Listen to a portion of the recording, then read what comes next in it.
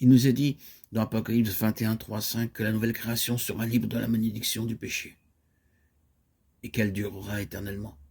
Il nous est dit aussi qu'elle ne sera pas gouvernée par les anges, quoiqu'ils soient des anges puissants, faisant toujours la volonté et le plaisir de Dieu. En effet, ce n'est pas à des anges que Dieu a soumis le monde à venir, dont nous parlons, Hébreux 2, 5. Mais elle sera gouvernée par ceux que le Seigneur Jésus-Christ aura cherché et sauvé. Au psaume 103, 20, il est dit que les anges sont puissants en force, qu'ils exécutent ses ordres et qu'ils obéissent à la voix de sa parole. Ils ne se révoltent pas ni ne désobéissent, ils sont puissants et resplendissants. Voici deux hommes leur apparurent, en habits resplendissants, Luc 24, 4. Et ils sont nombreux. Je regardai et j'entendis la voix de beaucoup d'anges autour du trône et des êtres vivants et des vieillards.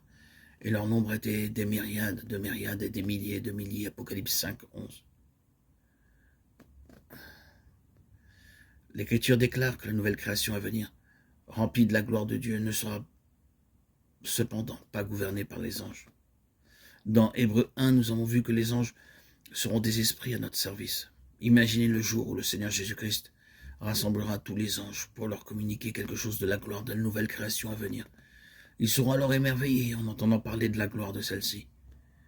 Mais après leur avoir parlé de cette gloire, le Seigneur leur révélera ainsi que la nouvelle création ne sera pas gouvernée par eux, mais par l'homme que sa grâce a cherché et sauvé. Un jour nous paraîtrons devant Dieu, irrépréhensibles, selon Jude 24.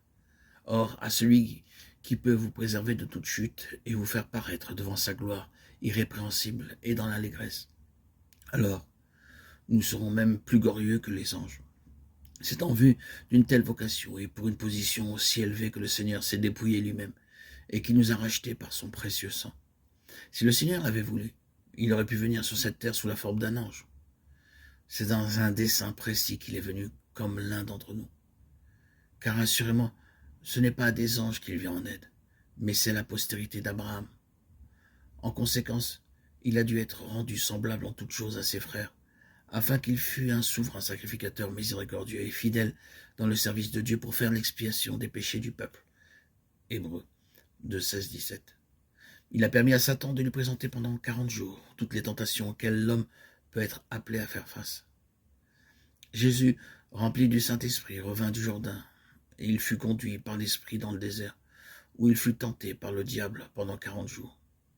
Il ne mangea rien durant ces jours-là. Et après qu'il fut écoulé, il eut faim, Luc 4, 1, 2. Et c'est par amour pour nous qu'il a vaincu toutes ces tentations.